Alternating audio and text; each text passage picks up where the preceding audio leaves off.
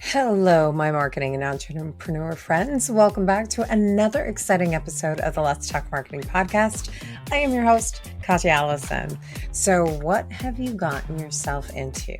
Together, we are decoding marketing to make it accessible for everyone.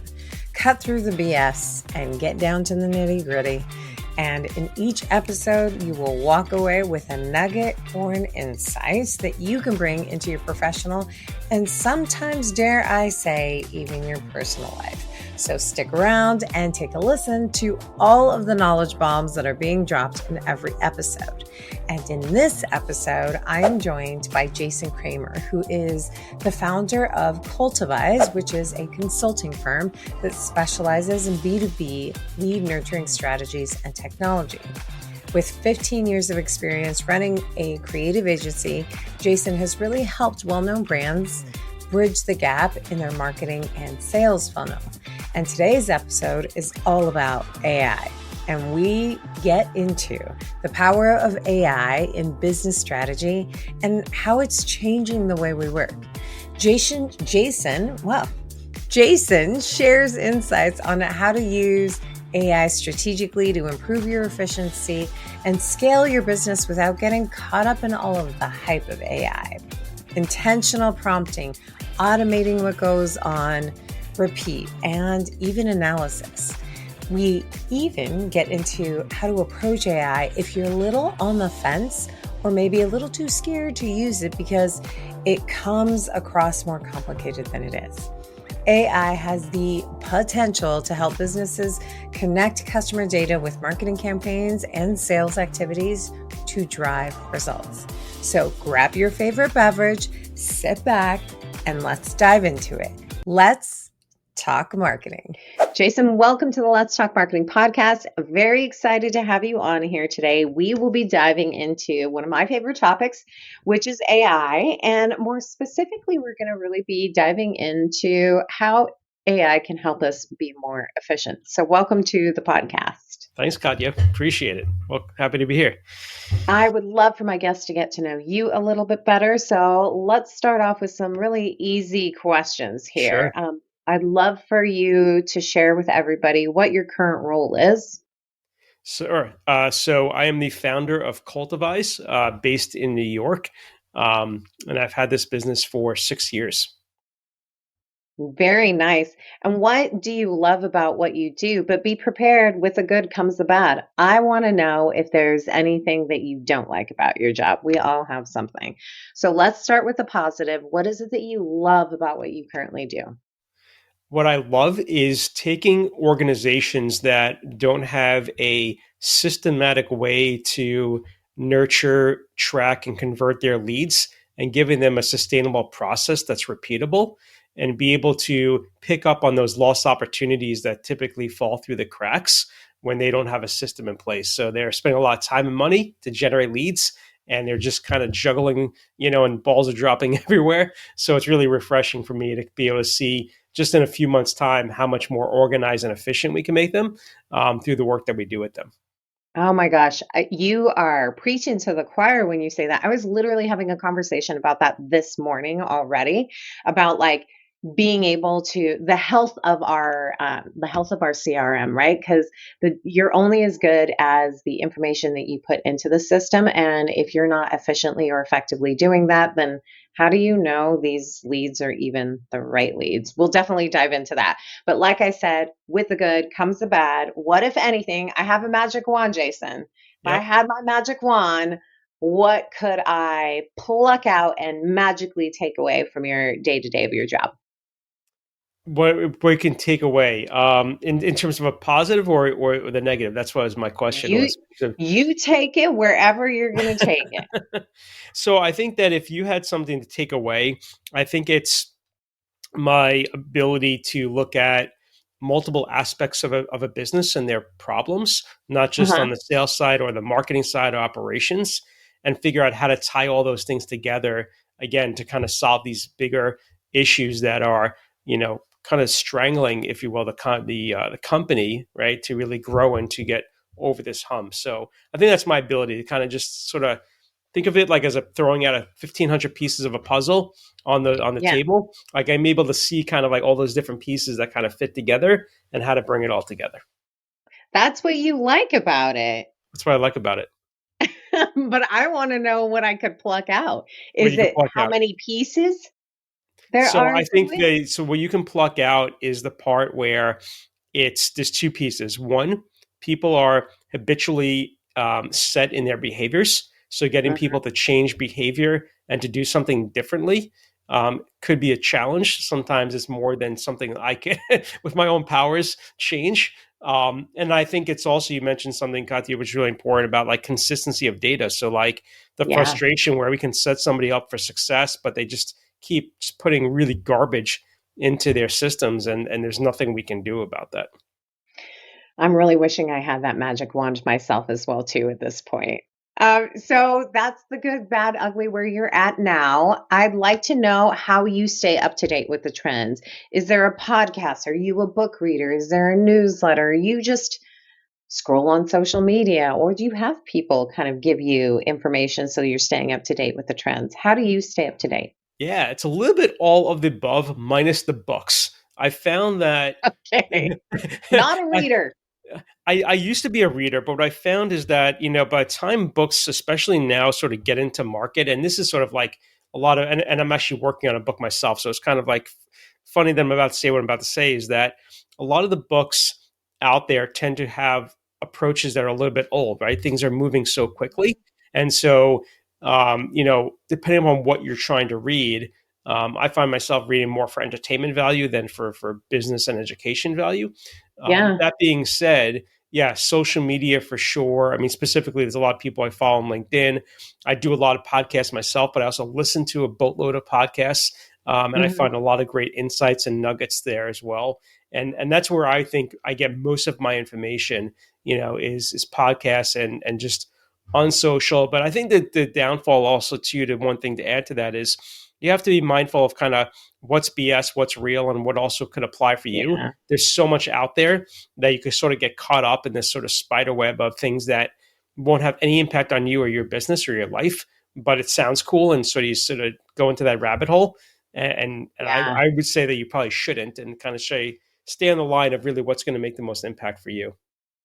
I call that kind of like riding the trend wave. Not all waves are meant for you, but I also think, you have to be really reflective as a business owner, as a marketer, as really anybody in business as to what what is valuable for you, like of that information. It may be trending, but if it doesn't affect you at the end of the day or affect your customers, right? Or what it is that you're doing strategically speaking, then it's kind of like one of these things that should just pass by. Mhm. And I'm right there with you as well too, from like business book perspective. I am a voracious reader, so I love to read business books. And some of them are dated, but others like still the foundation of certain things still ring true. And I always find that really fascinating. The things that, regardless of trends, like you still have to do, like, data health in your CRM and all of that stuff. Oh, Now let's absolutely. Yeah. I mean, like Michael Malkovich's his book, Profit First. I don't know if you read that one, but that was like a great book where it's like Mhm. foundational and it's teaching about how to like, make your business more profitable. And so it doesn't matter if that book was written 10 years ago or 2 days ago, the foundation, and that's something that Yeah, actually made a huge impact on my business. So yes, I should have said that. Yes. As far as like the trend stuff, those things sometimes tend to get out of date, but the foundational books for sure are definitely helpful. for sure. Well, let's dive into it. We're here to talk about just how we can leverage AI for efficiencies. Well, I like to focus on marketing, but I think it applies to everything. So, Mhm. what are some kind of common areas where you are seeing that AI can really make processes more efficient? So there's one that, and this timing today, Katya, of this conversation is so like just on point. So Love it. I'm a very big component of LinkedIn. Not all of my clients are B2B, some are direct to consumer, but Mhm. I spend a lot of time on LinkedIn more than any other social platform. And as you may know, and listeners know, it's a time suck. I mean, if you really want to get in there and be integral in terms of bringing your opinion and your comments and your thoughts to people you follow, and to providing comments, and to doing all the things that make you what I would call a an influencer, right, on LinkedIn. It takes a long time to do that. And it's like, I mean, you Yeah. spend 10 hours a week doing that, and you still may not even be to the point you need to be at. And who has time for that? And so, a tool that actually I know from a fellow colleague, somebody that I've known for a long time. Funny enough, I heard about his new product on a podcast that I was on. He was on after me, which is pretty cool. It's a tool called Evy AI. So it's EVY AI. And what it is, it's a tool specifically to make you a rock star on LinkedIn. Nice. Just to give you a quick example, you could go in and click a link, and there's in the last 24 hours, everybody that's posted something in your network where no one else has commented. So you could be the first one to provide a comment on everybody that you're connected with. You can also have different ways to filter out people that you want to follow and also provide comments. And so, what it is a way to use AI to not only create engaging comments on other people's posts and keep you top of mind, but there's also an idea generator. So, it helps you get inspired for creating your own content on LinkedIn. And it's just an amazing tool. And I'm like totally obsessed with it. Well, I'm going to have to check it Yeah. out after we're done chatting because I think LinkedIn is a really, you're right. I don't want to say time suck, but it is a time suck. I know that I will spend like on a weekend going through my messages because I like to reply to messages, but you're taking a look at everything that's going on. One of the things that I really like of what you said is the idea generator Mhm. because I think that a lot of people just see it as a form of posting. But when you can see how other people are engaging, especially in LinkedIn, because it is, I think, one of these platforms that is changing for a business, I can see it's trying to be a little bit more social.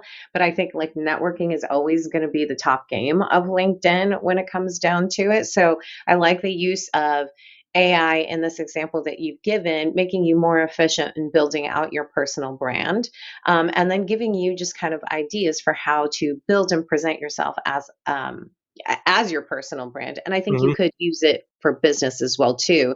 Do you see the ties for being able to leverage it from a business perspective?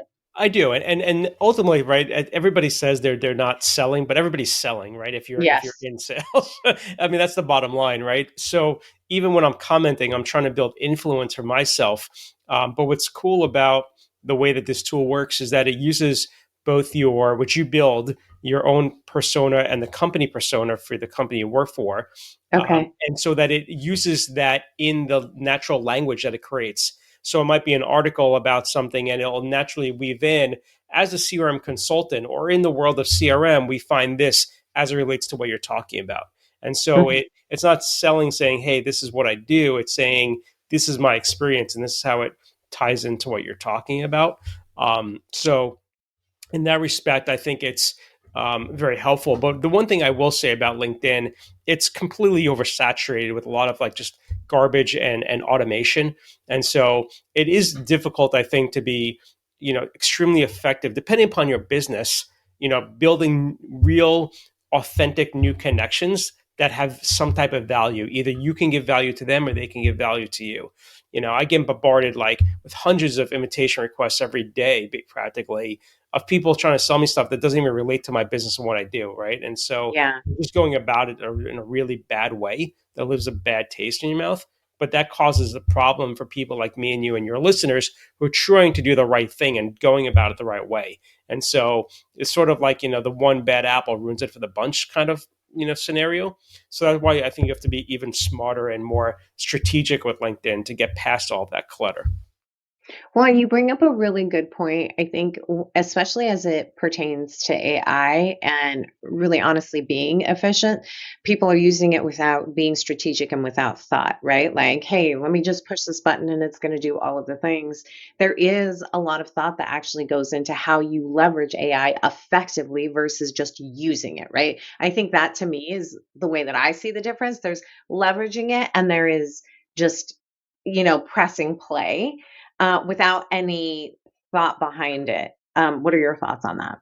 Yeah, I mean, listen, I mean, I use ChatGPT all the time. I mean, it's And there's other tools I use out there. There's a new one that I've been testing called Orchestrate, which uses more of like neuroscience to kind of get through to people from that perspective messaging. But the point is that I don't just say to ChatGPT, hey, create an email campaign for me or a newsletter. It's like I give it direction, but then I Yeah. also correct it. I make changes. I feed it and make it do what I'm looking for it to do, based on what my goals are. And so I think these tools are quite powerful.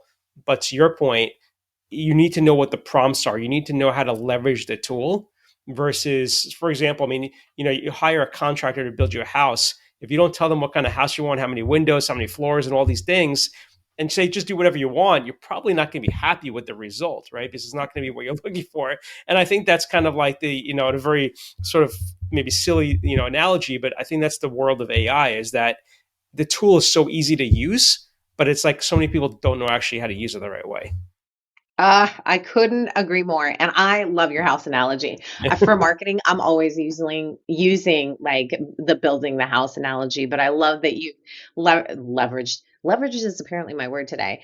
That you're using it as it pertains to like AI as well too. You have to be a really strategic prompt engineer.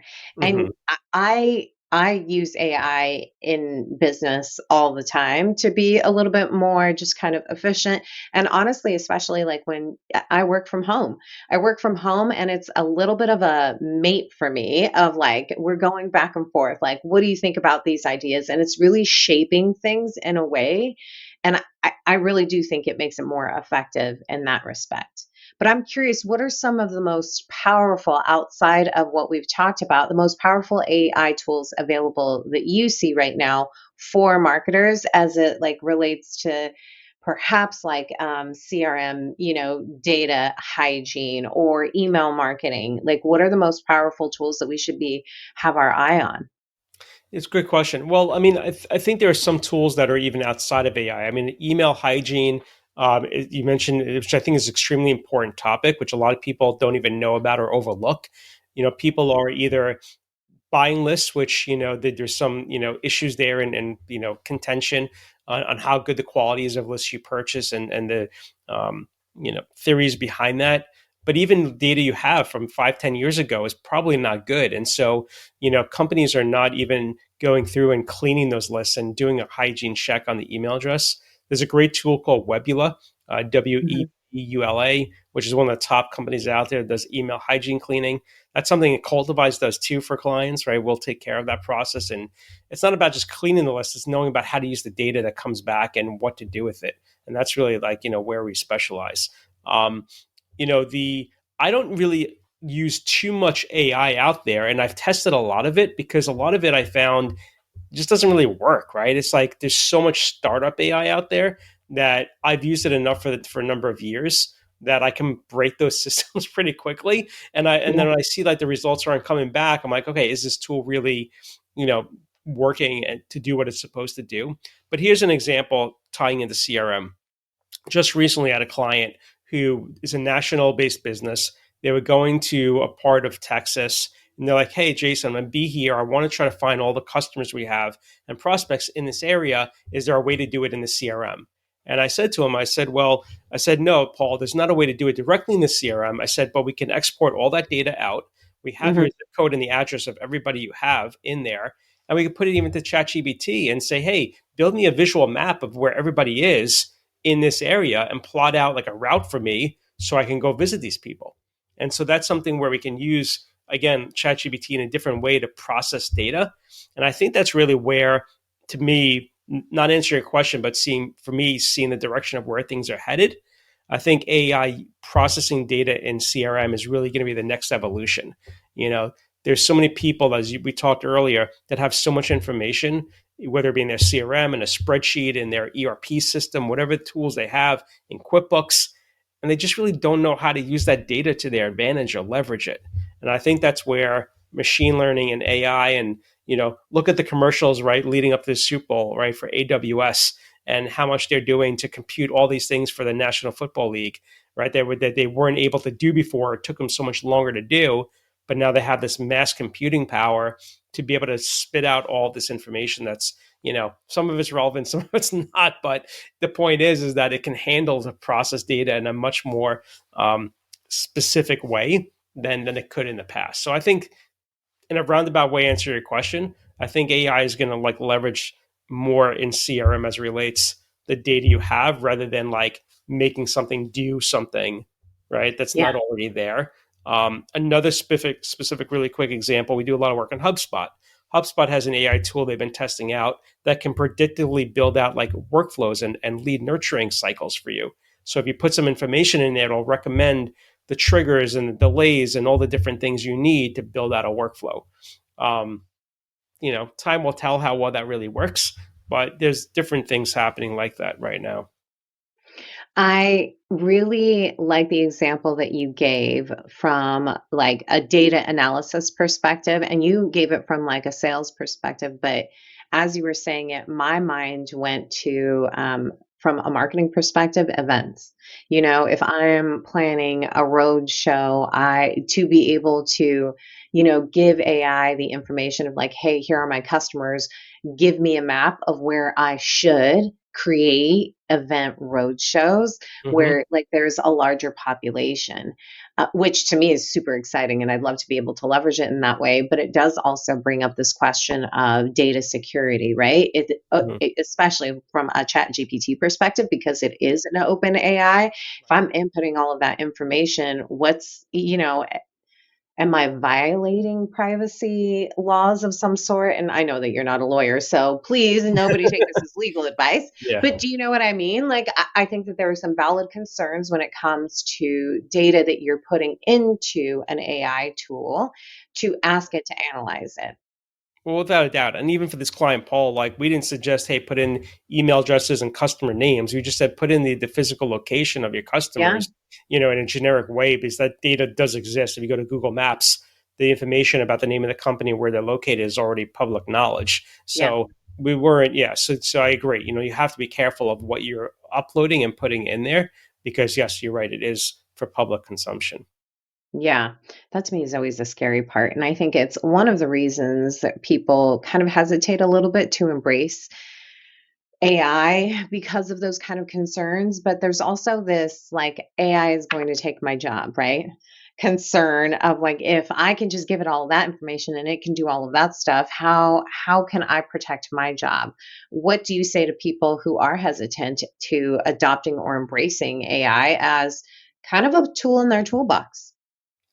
Well, I say to them, think about why you want to use it or what's keeping you back. One thing I always say over and over: software doesn't necessarily solve a problem. It can help, but it's the people that help have to come up with that strategy, right? To say, okay, what problem am I actually trying to solve? And Yeah, so, I think there certainly are people. I mean, look, copywriters, you don't hear about them as much anymore. They're still relevant. They're still important. Truth be told, I use ChatGPT to create a ton of content for our business. Now, that doesn't mean I take the content right out of there. There's still wordsmithing, there's still moving things around and changing things, but it cuts out, like 70% of the work to say, hey, I was on Katya's podcast. Here's this transcript, now created an article for me about our interview and our discussion. And so it's our conversations, our language that's being used to help drive that, but it's technology that's just doing all that synthesizing of information and putting yeah, and packaging it all together, right? And so, but I think it also is, and this is kind of funny, right? So this isn't a quick story, but aside from everything, my wife, who's not in corporate or in business, she actually doesn't work, but we were talking about ChatGPT for a while, and she never used it, never really knew what it was. And she started kind of using it, and she uses it now for everything. And the most like funny, ridiculous things, like she like walks dogs, she's it's something she does. And so, one of our clients wanted her to come by, and it was like last minute. She's like, I don't know how to like respond or whatever. And she used ChatGPT to like, write a message that didn't come across too harsh. I'm like, that's hilarious that you're using it for like these like things, or she like come up find recipes. I'm like, Yeah. she's like, oh, I found it on ChatGPT, and I'm like, I never thought of using ChatGPT to find recipes. It works better than Google, right? So you say these are my health restrictions. Like, try to find this dish, but I don't want it with cream. I don't want it with butter. How can it be modified? And ChatGPT does an awesome job at like giving you that information. So I think for the people that are scared for it, my recommendation is maybe use it for something on a personal side like that, right, versus Yeah. business, and get comfortable with it to see really what it can do. So yeah, so I don't know. I think it's different for everybody, but it's something that is not shouldn't feel overwhelming, because it's a simple tool to use, but it's also could like draw you in easily too, right? Because Yeah. it's so easy. You could be like, you look up and you're like, oh man, I've been on this tool for 3 hours on this app, just It's playing just going around. back So, and forth, right? going back Yeah, and forth. yeah, That's hilarious. I do think also one of the things that can be, my observation at least, one of the things that I think can be confusing for people who are trying to use AI is they use it like it's Google, but it's not Google. You know what right. I mean? Where like if you open up Google, you're searching for something. And I think that you're almost doing AI a disservice if you treat it like a search engine. Yeah, I think yes and no. I mean, I would agree because like we have clients that use AI, for example, like to.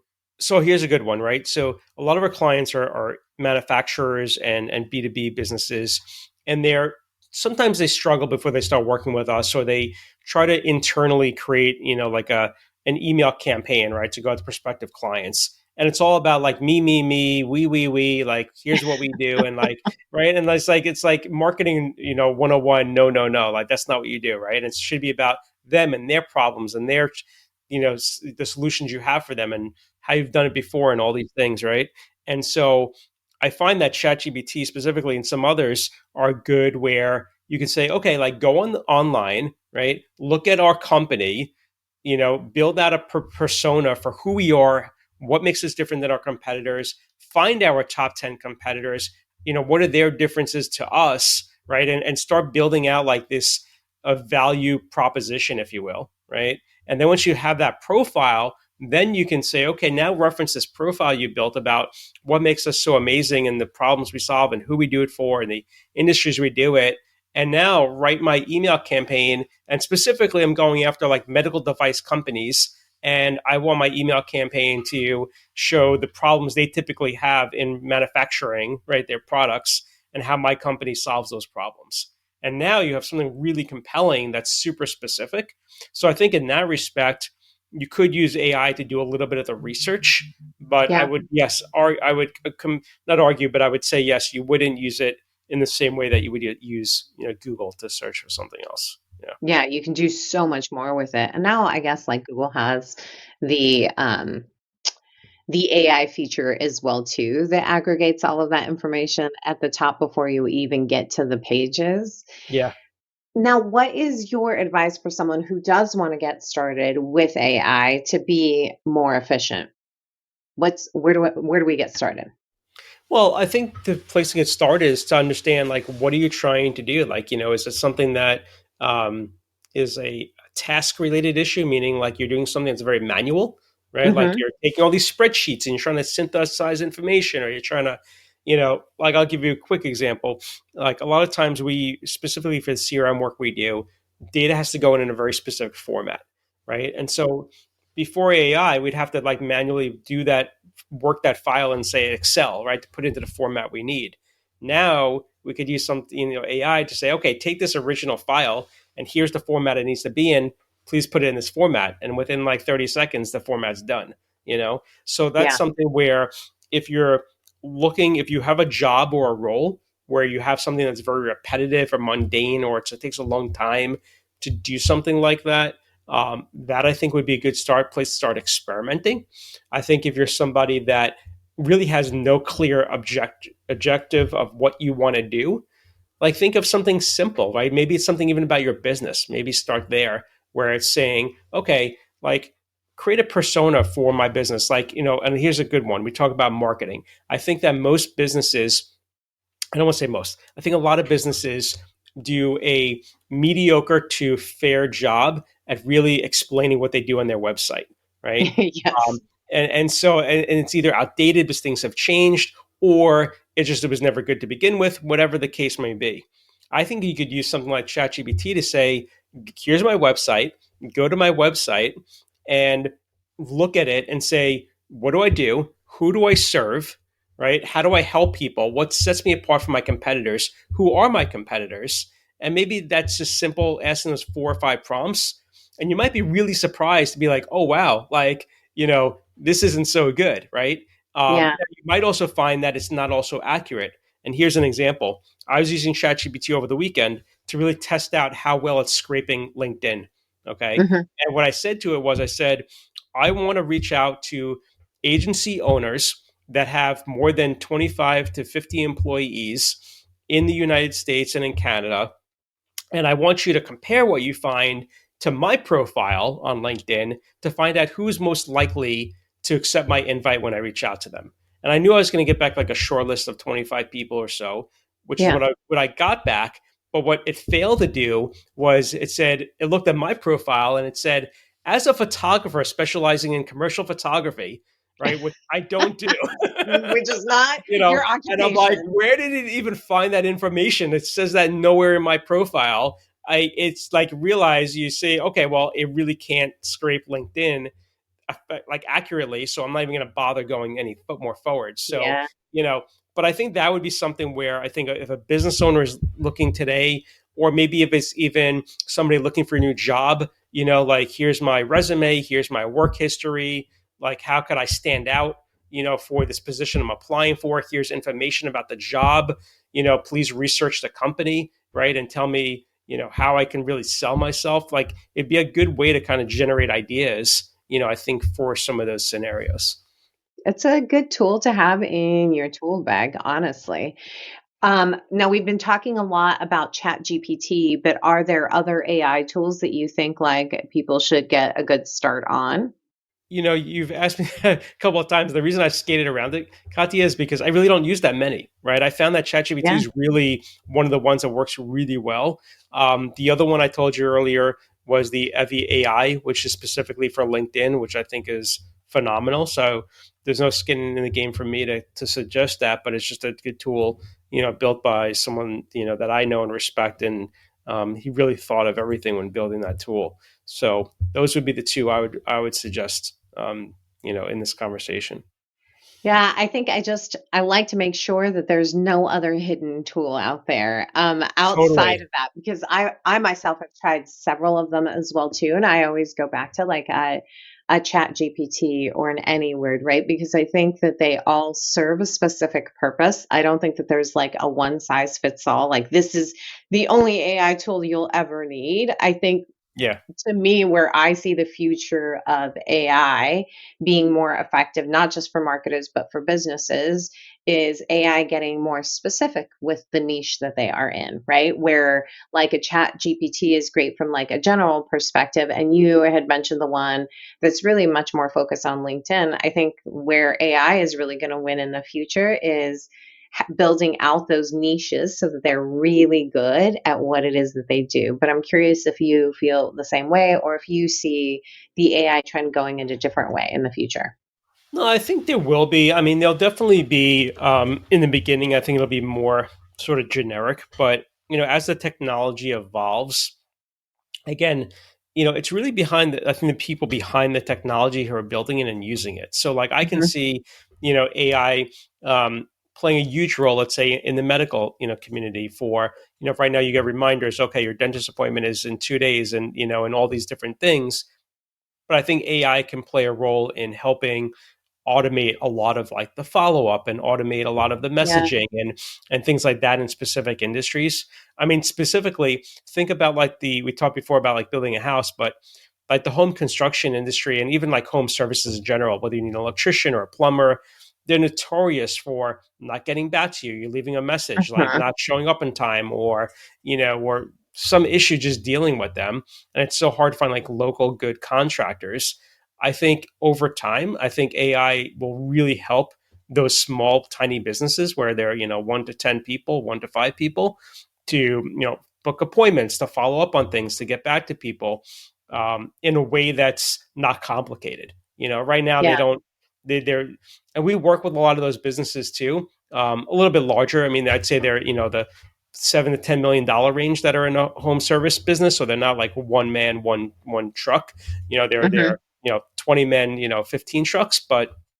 Um, but even them, they struggle with like how to leverage technology even at that Yeah. scale. So imagine somebody that's much smaller than them, and that's something that I think is really important to help, to your point, service, those niches with Yeah. AI is going to be a huge game changer.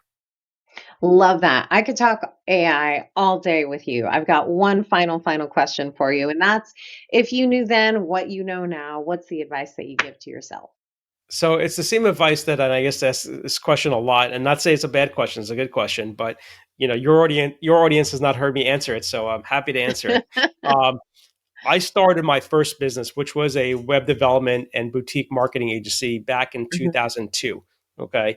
This was before virtual agencies existed, before, really, it was either agencies or like freelancers pretty much, like there were no like in betweens back then.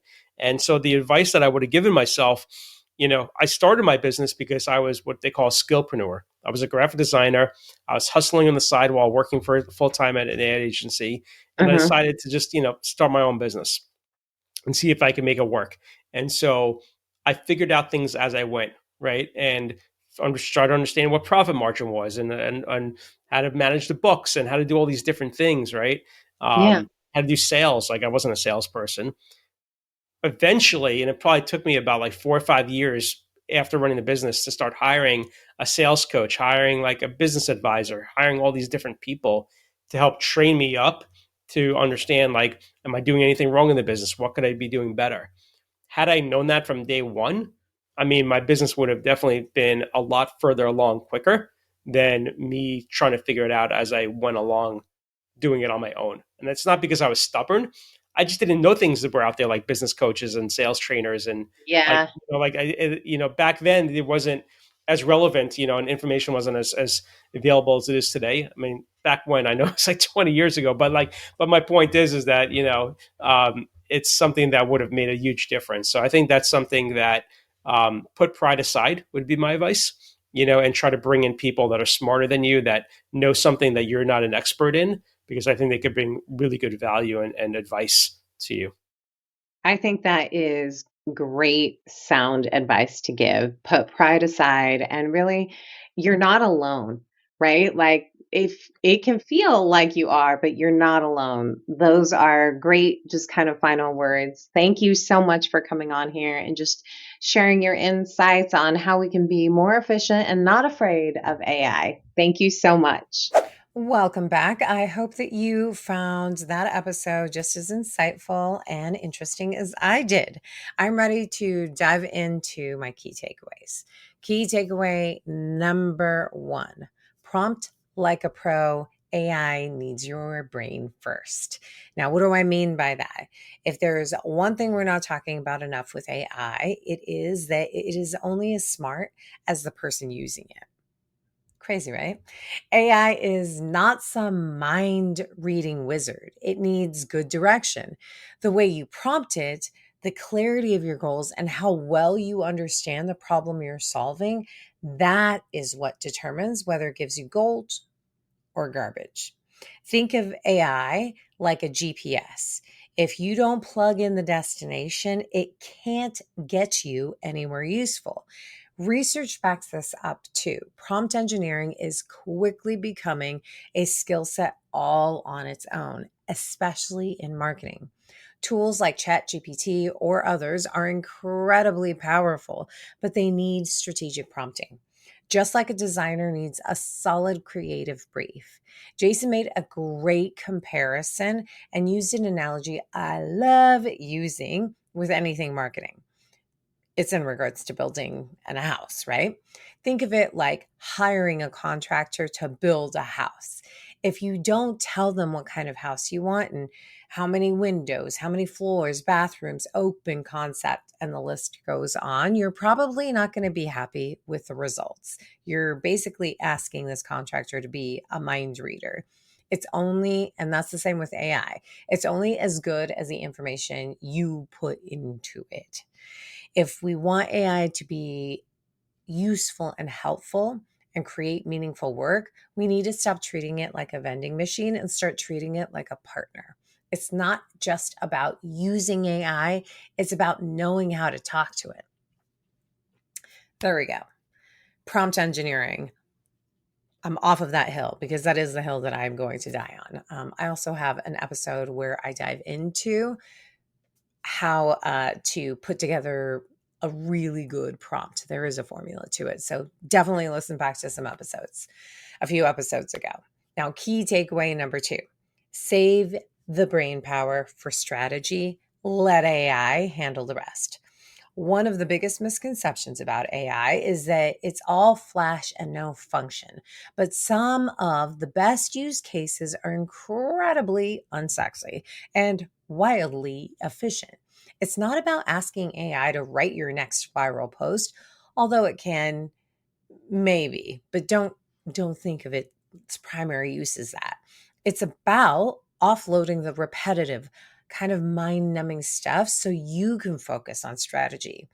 Examples of these types of tasks are formatting data, writing LinkedIn comments maybe, or even generating summaries from transcript uploads. These are things that would normally take you like 30 to 60 minutes, but with AI, they can take you like 30 to 60 seconds. And the research checks out with this as well. McKinsey reports that marketers who adopt automation for these types of tasks see significant increases in both productivity and creative output. To me, the analogy that runs around in my brain, the analogy that runs around in my brain is it's equivalent to using a copy machine. Sure, you could handwrite every document, but that's a waste of your time when a machine can do it faster, cleaner, and more consistently. AI is the same way. It's not about cutting corners. It's about cutting out the time-consuming stuff so you can focus on the work that actually moves the needle. And my final key takeaway, don't be a scaredy cat. Start with the small stuff when it comes to AI. Because let's be real, AI can feel intimidating. It's fast moving, it's always changing. And let's face it, sometimes the hype makes it sound like it's coming for our jobs. It's not. But I challenge you to start with something small if you're feeling hesitant about it. Jason shared what his wife does, but I think that it definitely is a great way to kind of dip your toes in. So use it to rewrite an email to sound more professional, or even plan a meal, or generate a blog post title. You don't need to launch your entire business on AI to begin learning how it works. In fact, research shows that AI adoption is more successful when users experiment first in low pressure environments. So generate gift ideas, create a shopping list, have it summarize an article for you. Or one thing that I love for it to do is to teach me something that I've been wanting to learn, for example, and maybe something that's a little bit more technically heavy. So I have it explained to me a technical subject in layman's terms so that I can really understand it. And better yet, I have it explain it to me. Wow, I apologize. I've been so tongue-tied in this, in my key takeaway today. But my point is, I have it explained to me something very technical in not only layman's terms, but I also ask it to use it in an analogy. And I can even pick the analogy if the one that it gives me isn't working. It's a great way to break things down to help you understand. No risk, just curiosity and usefulness. That's how we get past the fear, not by diving into the deep end, but by getting comfortable in the shallow water first. Now, what did you take away from today's episode? I want to hear it. A very special thank you to my podcast editor, Johnny Ike, and thanks to you for spending your time with me today. Until next time, may the conversation flow, the laughter linger, and the outlook remain optimistic but grounded in reality. This is Katya, signing off.